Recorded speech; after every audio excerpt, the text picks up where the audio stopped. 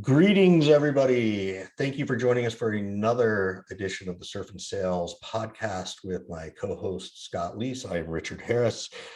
Check out surfandsales.com for our May 2021 and November. Oh, it's 2022. That's better, Scott. Richard, you're on mute. May 2022 and November 2022 events. They are selling out fast. We'd love to have you there. And all of this could not be done without our sponsors. We want to give a shout out to Reprise, our friend Scratchpad, and our newest sponsor this year, Sendoso. So thank you all for supporting us and supporting them, and check those folks out. Want to introduce our guest today. His name is Wayne Morris, and I don't have my LinkedIn up, Wayne, so I don't even know what your current company is, but I do know he's wearing a baseball hat with a W on it, which is, pretty cool if your name is Wayne. So welcome to the show. Yeah, thanks, Richard. It's a pleasure to be here. Thanks for the invite. It's a real pleasure. Here's what we know about Wayne so far, Richard. Okay. He likes to talk about sales. He's very educated on early stage and VP of sales stuff. And he's also a ringer on the golf course, as we learned in Las Vegas. Yes. A couple months ago. Yeah. Yes. You got all the ringers on your team, I believe. I did. Well, we had a good team. Me and Wayne were really the anchors of the team. Yeah. For being honest. But as usual, Scott stacked the deck against me, as he always does. So yeah. And as usual, Richard thinks I stacked the deck, and I didn't even select the team. But I know. So. We had no handicaps. The next one, maybe we have handicaps, and then you can call me a ringer. Yeah. Come on. Wayne, give folks a quick background so they have context of your knowledge a little bit deeper than what Scott said. Yeah, sure. So I spent the first part of my career as an enterprise individual contributor, all in SaaS related companies in Europe, as you can probably tell by my accent. I'm from the UK. And then in the previous 10 years, I've helped grow 3 very early stage startups, one called Maximizer, one called Guidebook, another called Wonder School, to grow from really founder-led sales all the way up to 20 million in ARR, which was about the time I was knackered and needed to bow out at that point. And 2 of those are still going strong, and one of those has exited to Oracle for about $180 million, I think. And now, so through that process, what I'd done is I codified the building of sales teams, and I just really wanted to do much more of that. So in April of 2021, that's last year, that's correct. I decided to start my own consulting practice so that I could do that at scale, and I've been doing that since. So here we are. Nice. So when you say you've codified it, like highlight what are the kind of things that you've codified? He does what I do, except he's just better at it. Yeah, but Scott, you already know what I'm going to say. Scott, what do you do? I still don't know what you do. Wayne, tell him what we do. Yeah, let me tell you what Scott does. So, I mean, ultimately there is an evolution from product market fit all the way through to scale. And I started doing this down in 1998, so the late 90s, and where a lot of founders go wrong is that they skip from when they have product market fit, they skip straight to scale, and there's a big thing in the middle called repeatability and go to market fit, and that's really where I spend most of my time, is ensuring that founders can actually take what they've got in their head and get it transferred to somebody else, so they can then step away and run the business. So what are the 2 or 3 things people skip?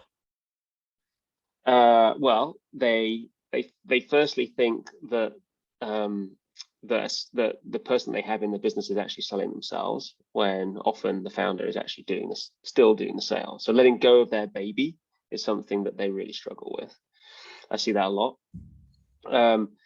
The next thing they do that they really struggle with is, once they've got that one person selling, obviously they've learned via osmosis, pretty much. It's very rare that a founder will have a playbook in place that they've really learned from the founder. So the next thing that they skip is they think that that person is then ready just to go hire a load of people, rather than putting them under the gun to like actually build a repeatable playbook that they can get someone else in to operate with. So at this point, the founder is often going off and just posting half decent numbers and trying to go get funding, and then step on the gas. But really, what I find is, I mean, anecdotally, and I'd love to get Scott and your takes on this. Until a founder, until a startup has got like, I say 3 salespeople operating autonomously, like really just not, the founder's not involved. I don't think they've evolved from founder-led sales. I think they're still in this like founder-led, they could well be still in this founder-led sales motion. So I'm trying to help founders build process and build repeatability so that 3 people can be operating autonomously from the founder. And by autonomously, I don't just mean like selling themselves, I mean doing it better. The moment that they're doing it better, at this point in time, I'm spending time with the founder, figuring out like whether that fire in the corner called churn is getting bigger and bigger, or it's under some kind of control. Because one of the biggest mistakes that I see founders make is they're in this middle section where they have evolved from founder-led sales, but they're burning capital. And if they're burning capital, they're under the gun to raise capital. And sometimes that's okay, but in most cases, that puts them under undue pressure. So when you have the sales machine, which is the net new thing working, and then you have some control of what's happening post-sale, which is ultimately what the net revenue retention number is, and what's going to help create some level of sustainability. That founder has then bought themselves time to go and get the right kind of funding. And I see a lot of founders do one piece okay, and then the other piece not very well. And really, I try and spend a lot of my time figuring out how founders can do both of those things. So they can then be on their own agenda to go get funding rather than under the gun. And of course, investors are looking for a really strong net revenue retention as you're going into a Series A and certainly a Series B. Do you think, Wayne, that it's still founder-led sales if the founder is kind of acting as a de facto sales leader to these 3 AEs that you mentioned, or no? I think it depends. For me, it depends like how involved they are in the deal itself. So, are they? So that's the distinguisher to you, is how involved they are in the deal itself. Yeah, if they're managing the salespeople as the manager, then no, But those salespeople are closing deals. They've evolved. Those guys are running the deal start to finish. They're just being managed by the founder. So, Scott, I want to turn it back to you for a second. I know Wayne had asked, but I want to come back. Is there something else, that you see these founders missing, right? Since you guys do the same thing. And now I understand. I know you get to tell them how stupid they are. I never have to explain this to Richard again because you've explained it to him. No, we'll use it for comedic humor. Yeah. So what is there something, I wouldn't say missing, but is there like, oh, here's something else that I see too? Well, I'm sure Wayne could probably right now think of 100 other things that they're missing as well. But, one of the things that Wayne said is you got to like transfer the ability to sell this product from the founder to these couple salespeople. Most founders have no idea how to execute that transfer. And they think that it will work if they hand them a couple, documents or shoot them a couple links about the industry and tell them to play around in the product, and they have a chat about what works and what doesn't. They think that's good enough. And my experience is that's nowhere near good enough. The founder needs to get the things that work out of their head and onto paper.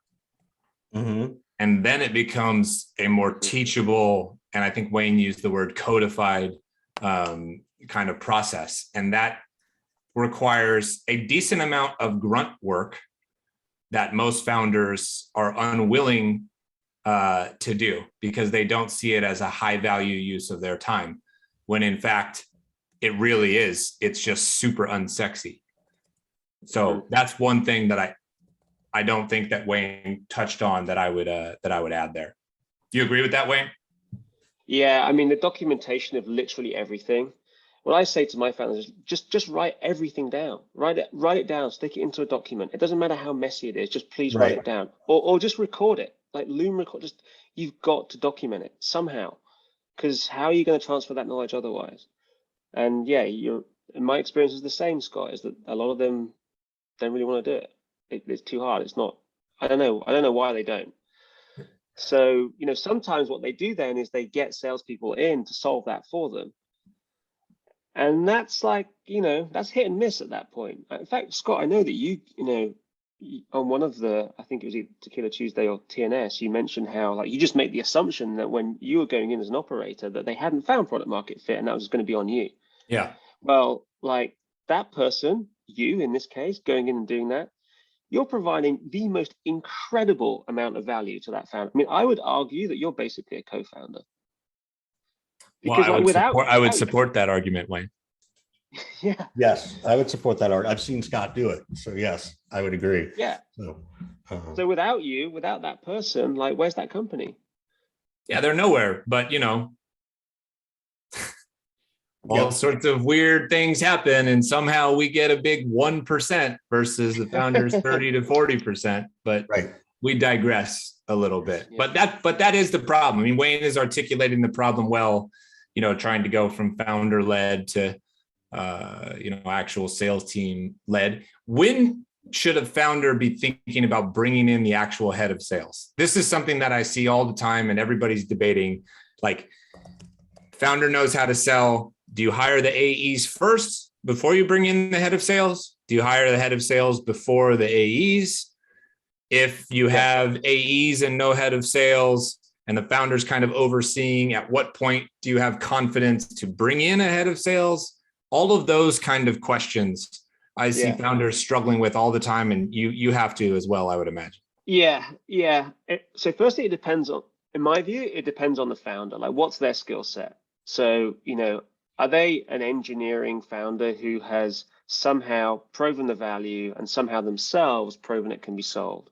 Like, where, if that's the case, great work. It's time to hire, in my opinion, an evangelical, well-seasoned AE who can come in and just grind through what needs to be done in order to create repeatability. Wait, but are you saying, so I'm a founder, I'm a technical founder, which Lord knows Scott and I would never be. We're ready to bring in someone, right? We've got 20 customers, 15 customers, right? We're ready to bring someone in. Mm-hmm. So you're saying bring in the evangelical rep who can do it? Because it feels like you're contradicting what you said about bringing in a head of sales who can proselytize it a little bit sooner. Yeah, so I think you have a number of options, but if you're getting it depends where the startup's at. So if you're a really well-funded startup, you've got a ton of funding because the product is really, has been really well developed, and you've proven that you now want to go hard, then I'd be bringing in a VP of sales that can help you codify what you have done to get to this point, and then behind them you're hiring AEs. If you're a startup that is bootstrapped, it's going to be really hard to hire like a really good VP of sales, like really, really hard. Because you're probably not going to be able to. Yeah, it's like, I don't know how you do that. But what you're unless you got really big boots. Yeah, yeah. I mean, like at that point, the best thing you could do is sell an incredible vision, an incredible future. Go hire someone that you're completely unwarranted to hire at this point and give them a good amount of equity. But is that a leader or is that an AE? Well, if it's bootstrapped, what I'm trying to do is hire an AE, an evangelical AE that is absolutely ready to lead. Because I want that AE to prove that they have gotten this off the ground and they can then go get there. So in both those scenarios, you're saying go after the AE. In which scenarios? Well, no. The one that's well-founded, or well-funded? if it's well funded, then I'd be going to get the leader Okay. as quickly as possible. If it's really well funded, I'd want to know that leader can understand the product, get in there and sell it. But I'd also want to be very, very clear that like you're going to need to be bringing 2 or 3 reps with you like super fast, because this thing is gonna blow up. Right. And in fact, it's one of the main things that I judge VPs of sales on is like, who you're going to bring with you and how quickly you're going to bring them. That's really because good. this thing's going to blow up fast. That's really, So it really good. it depends on like, are you bootstrapped and you like growing organically, or if you just pumped 2 or 3 years of work into this product, you've got $7 or $8 million of funding, and this is now ready to blow. Like it's just time to go at it. Got it. So moving from there, right? So you get to that stage. What is your belief system of the SDR role? Yes, no. We want an honest answer based on that giggle there, Mr. Morris. It's not a yes or a no answer though, Richard. So what's the product? So, what are we talking, transactional sales, or are we talking enterprise? Yeah, so, not transactional. Like I can't see a transactional sale for an SDR role. That's okay. But. Yeah. So, and then, and what does the flow of leads look like? Is there any machine behind this that's seeing a flow of inbound, or is this like an outbound play at this point? So, if at this early stage you have a good amount of inbound lead flow and your ACV is pretty high, 100K plus, the question is like, is it a good use of the AE's time to be processing those leads? Now, in my experience in enterprise, I grew up doing full cycle sales. So like it was never really an issue for me to process that. In fact, I preferred it because going into those leads, I want to know everything from beginning to end. And there's always this disconnect that like, it was always really troublesome for me. I have trouble with this. I have a bit of trouble with the SDR function, to be quite frank. If you are overflowed with leads and you don't want to wash the AE with that kind of distraction, then yeah, I can see why having someone in on a tight qualification process to make sure that the AE only gets stuff that genuinely should be worked on. So then you're saying that you do not support, again, and we're speaking very organically, like we don't, there may be unique cases, but you don't think SDRs as an outbound arm for enterprise sales is the most best use of someone's resources? In the early stages, I would put that on the AE. Got it. And when would you define it as of not being the early stages? Well, at the point at which you're ready to step on the gas, you've got a mini sales team has been built, 3 to 5. You're looking to scale. You want to take that 3 to 5 to 5 to 10. And you have this inbound motion. And this inbound motion means that you're going to distract the sales team away from actually building and closing actual pipeline. At that point, then maybe there's some firepower. I like how everybody just automatically says that there's inbounds coming in. I don't know anything about these inbounds. I don't come from a world where inbounds were much of a thing. Yeah, I remember, I think that I have to tell people when I work with companies that, okay, if you're going to go take this SDR function, what could you do to drive inbounds? And I don't mean go hire 4 more marketing demand gen people, like particularly early stage. Like I'm talking like legit pay-per-click, like drive something somewhere faster. But is that what you see, Wayne? Like when you do say, okay, let's focus on your inbound motion, right?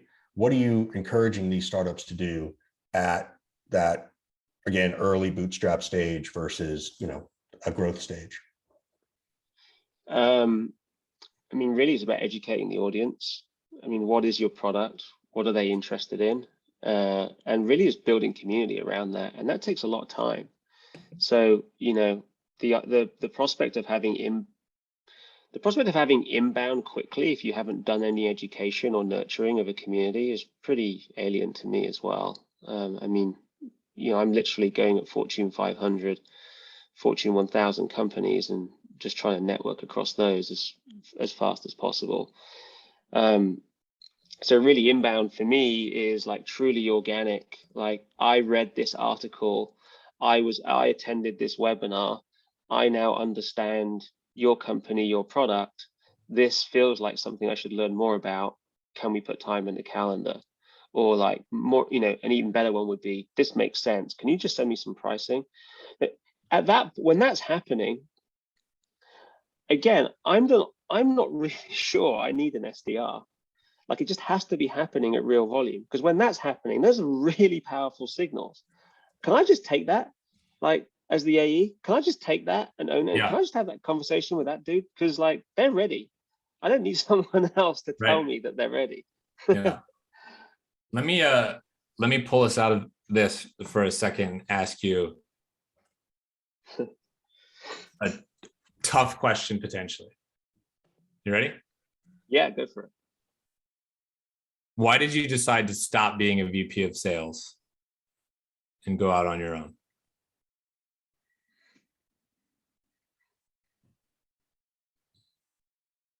Anybody who's not watching Wayne is thinking very, very carefully right now. We need some Jeopardy theme music if we only had some production quality. So when you first asked the question, I thought I've got such an easy answer to that question. And then I paused and thought, wait a minute, let me just double and triple check whether this is actually an easy answer. It's not an easy answer. And let me tell you why. Yeah, tell us more about that.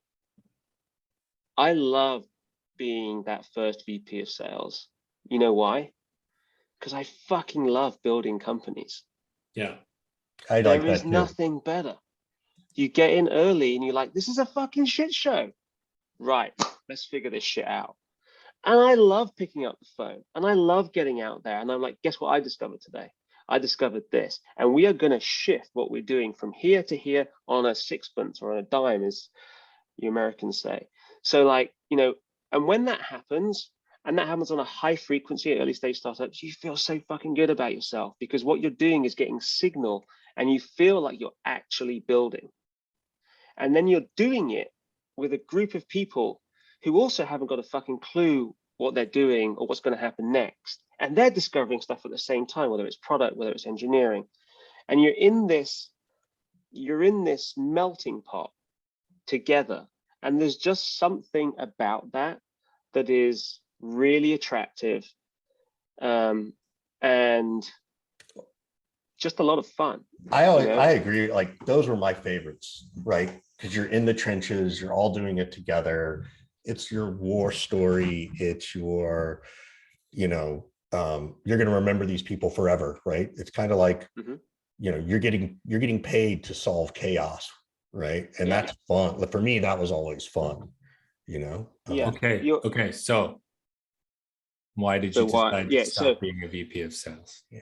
Well, Wayne's really good at dodging the question, I've noticed. We kind of touched on it, actually, which is when what I realized was when I went into these companies was the value exchange just didn't feel right. I was going in and I'm like, look, you got the company to this point, but it's not going to get any further without someone like me in the company. And like, you keep giving me like relatively raw deals on the deal that we've got here. Like, what's 1%, 1.5%? But hey, it's not 1.5%, is it? Come on, like, stop lying to me. It's more like 0.75 if I'm really lucky, because I'm going to be laid in 2 years. Or if I'm not and I actually survive, somehow it's not going to be that much fun. I'm going to be clinging on for a couple of years. Just like, this doesn't make fucking sense to me. And in the end, I just didn't like playing that game. In the end, I was like, I don't want to do this anymore. But what I do want to do is have those early stage experiences on a really high frequency for two reasons. One, I love them, but two, I think I'm really good at it. I can come in and tell you straight. I can shoot you straight. You don't have product market fit. Well, you got no place going to hire a salesperson. That salesperson is going to fail unless you help set them up better. Like, and these are the things that you need to do. Because guess what? I've been there. Like, this isn't how you run a sales org. This isn't how you create a culture that's an optimal sales culture. Isn't it so much fun when people finally pay you for you to say that, because you could never get your old CEOs to do that for you. They would never listen. Yeah. That's what's nuts. It's like, as the consultant, everyone fucking listens. But if you employ me full time, That's you don't what I listen keep to a telling word I people. say. I mean, people pay you to be the expert in the room, and it's like, it's like, why wouldn't these people listen to me? Like, it's so funny. I've had the experience of being hired and then let go, and then everything that I said they had to do, the next guy comes in and does. The CEO finally believes in it, So is there a way out of this spin cycle, if you will? Because the cycle is, you get good at, if you want to be in leadership, at least in sales leadership, you become a good seller, you become a good sales leader, you last a couple rounds as a VP of sales, you have an exit or two, whatever, but then like, you're like Wayne or like me, and you're like, this value exchange doesn't feel balanced whatsoever. So I'm out and I'm going to go do my own thing. Are we okay with that being the spin cycle, or is it wrong and we need to change it? And how the heck can we do that? I mean, I think it's wrong. I'm biased. We're all biased on this. I think it's wrong. And I think the way you change it is at the core of where it's coming from. So I'm not sure if you are, Richard, but Scott, I think you're an LP in the GTM fund. Yes. And I think are you, Richard? Yes. Yeah. Okay. So you're both. Well, that's great. I mean, I basically think, a lot of these companies exist because they get funded through venture capital organizations that help them propel to where they need to get to. Well, a lot of if you look at who run those organizations, a lot of those people come from product and engineering backgrounds. And one of the big challenges is, I don't think there is a deep enough appreciation of the value that the go-to-market folk, the sales folk, actually bring these organizations. And I think that's endemic in who funds them.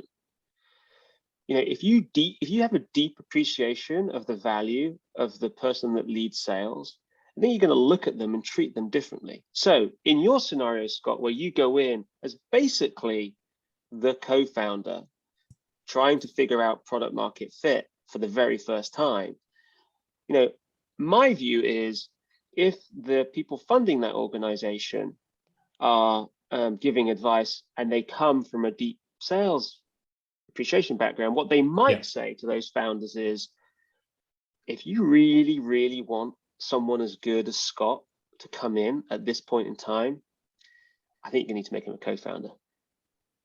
What they're saying today is, if you really, really want someone to come in as good as Scott, do your very best to get in, give him 1.5%. Hey, and don't worry, like, he'll do 2 years of really hard work. And then, like, you move past that carcass onto the next dude. That's just the way it is.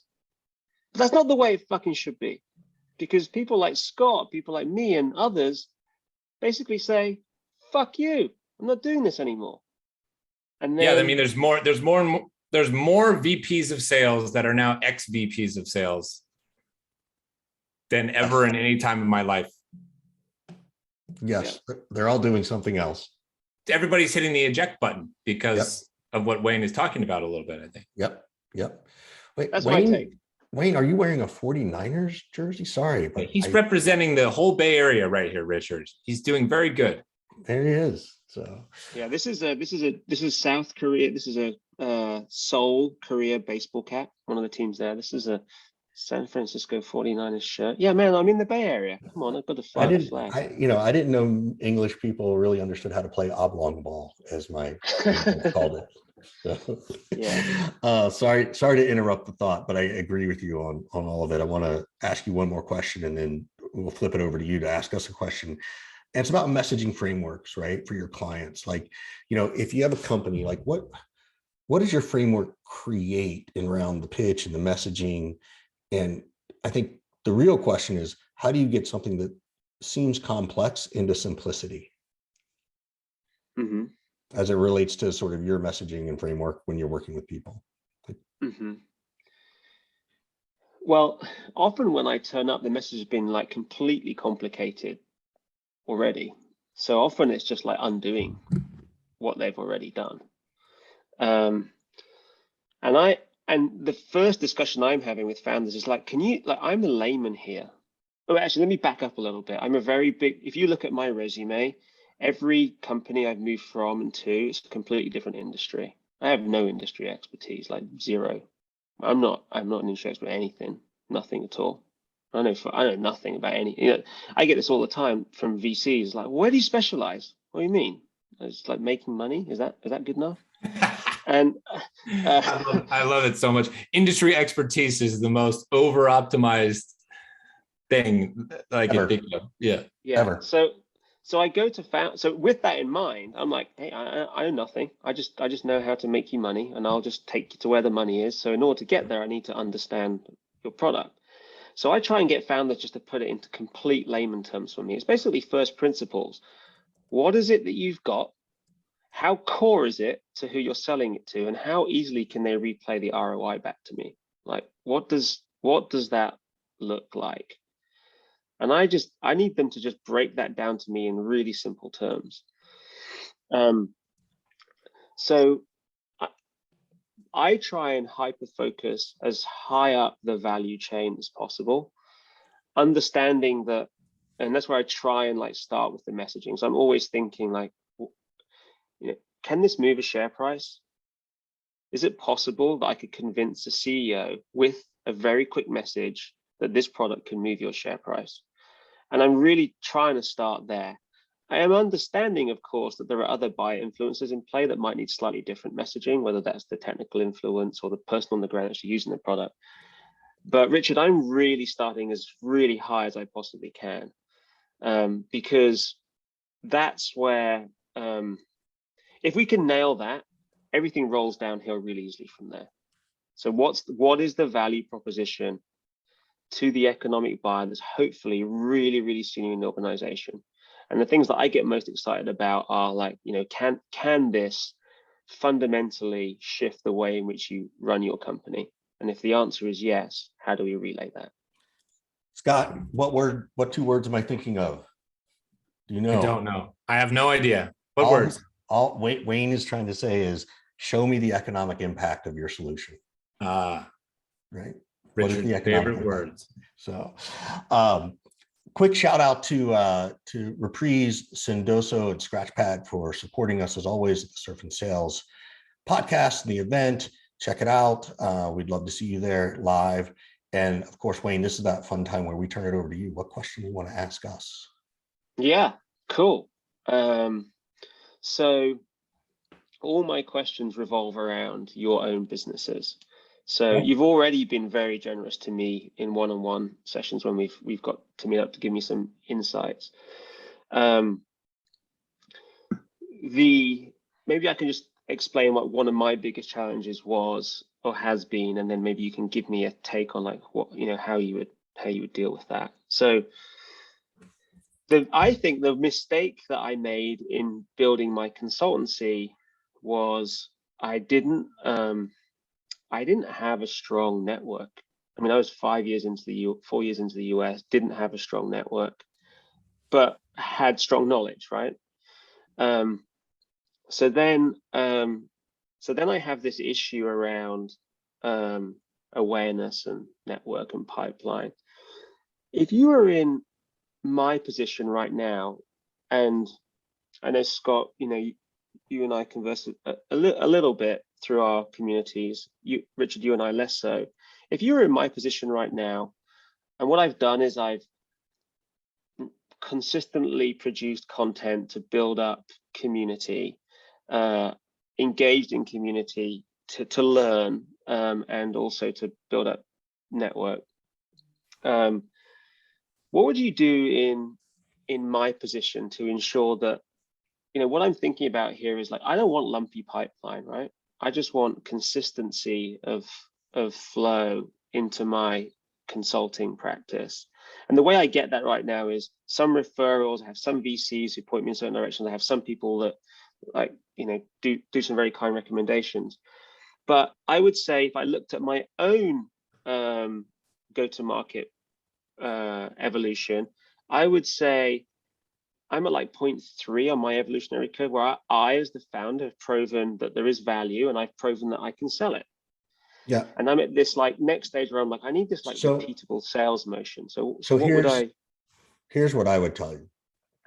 I would tell you to get super vulnerable with yourself and hire yourself, which is hard to do, right? Because we're so connected to it. But because the questions you're asking us are the same questions your customers are asking you that you have the answers to.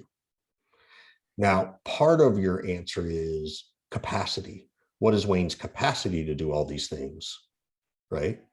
And so you have to be really honest with yourself. I get less concerned about my pipeline. And it took me a couple of years where it was just like, you know what, something's always going to come in. Like it just has, right? It always does. And so, and my wife and I would talk about it. We never talk about, well, how many deals are on the plate? How many you got going on, right? And I think when I started, I felt like it was a crowded space when I started. And in hindsight, it was not, right? And I don't think there's a crowded space for what you and Scott do. Maybe there is, but I don't hear about it other than from, the two of you and sort of the crews we hang out with. So I would worry a little bit less and focus more on the quality of the content, because that will drive stuff in, right? Okay.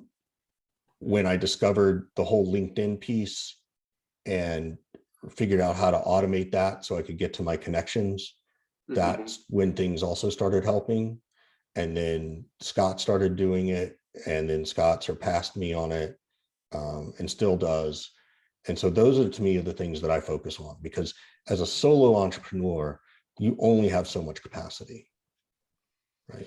Now, that doesn't mean you don't like tweak your lead flow or, your website stuff, or maybe you start hosting, registration only webinars, right? Like one of the things Scott and I do with our live bonfire sessions, right, is that does generate some level of lead capability, right? Do you have a newsletter? Do you want a newsletter? But all these things are capacity related issues in my mind. I think Scott, this is how I did it. I always say at the beginning of the year, here's the number I'm going to hit. And then I don't worry about how I'm going to hit it. I just sort of let it happen or not happen. And I think I'm getting better at, well, now let me strategize a little bit better, but now I have different income streams for it. So I'll turn it over to Scott and see if, what I missed. Well, the main question is how do you create a repeatable sales motion for yourself so you have consistency in your revenue as well as the ability to grow it and scale it? So I actually don't think that the content matters very much for you right now, and I'm going to explain why. I just did a quick LinkedIn search, and you have 5,300 followers on LinkedIn. Yes. This is nothing. It's nothing. So you could write and I think I've told you this before, like you could write 5 days in a row of amazing pieces of content. Nobody's going to see it because unless you get one of these like crazy viral LinkedIn posts that gets 50 million views, your follower count is going to grow so slow unless you put specific intent behind growing your network. Yes. So if you want to be casting a bigger net, you need to 10x the size of your following, which to me means proactively reach out to others. Pick a number I don't know what the limits are these days, but if I could connect with 100 new people a day, that's what I would do if I was you. Right? 365 days in a year times 100. What is that? 36,000, something like that. Boom. Your whole entire business and universe would be completely different if you were able to do that. So I think you just need to be really intentional about growing your network. That will provide pipeline and opportunity for you. And then the content that you produce becomes demand gen, essentially. Yes. Right now, you're writing like amazing pieces for nobody in the middle of the forest. Yeah. All right, let me ask you this question. There's what, 3,000 people on TNS in the there's 2,600 or so in the Slack. Is that what you mean? So how many of the, that's the first place you go connect to, right? Those people know you, right? And they already know of you. The TNS thing is the TNS thing is the exact same feeling and emotion you described in being the first head of sales, and you're bringing in your people. And, I think that's what any of these communities are. And TNS, I think, is one of the stronger ones. So those are the people you're trying to connect with. Get them on LinkedIn because they're going to know you and they're going to see your content. And they're going to like your content and they're going to SEO your shit, right? Like that's what you're trying to do. So, yeah. So there's that component, Wayne, that is really kind of top of funnel for you, right? And then the repeatability and scalability piece to me is all about finding ways to get out of the weeds. And the more you sit in the weeds and you're doing almost de facto fractional CRO type work, you're losing the ability to scale, and you're going to end up having to hire somebody, which you can do that if you want, but a little bit less of a headache and a way to maybe be a little bit more profitable for a while is to get yourself out of the weeds, to allow yourself to work with 2 people instead of 1, or 3 people instead of 2, and do that as long as you can, right? And now your business is going to grow because you've got suddenly more capacity than you think you do. There's probably a certain number of clients that you have right now in your mind that would be max capacity and your head would fall off. I bet that number is smaller than mine. And so it's probably like 4 or 5. Yeah. So how do we change that? What about your business or the things you're doing can provide the same amount or more value without being in the weeds and allows you to work with 6 to 8 people at a time or 8 to 10 people at a time? Those are the 2 things that I think, somebody in your position should think about, focus on. Cool. Yeah. That's incredible advice, guys. I really appreciate it. Yeah. And so generous as well. I think people listening to this need to understand that this is. Yeah, they should all understand that I just told my direct competition exactly how to compete with me. Scott handles all invoicing, so expect one in the next. But you'll probably be there before we hang up. So and then he's going to ask 5 minutes later, "Where's the payment?" So that's the one piece of technology that I have gotten quite good at, is sending the invoices, Richard. Yeah. And we appreciate your time, Wayne. It was a fun conversation, Wayne. Thank you so much. All right, fellas. Have a good weekend. You too.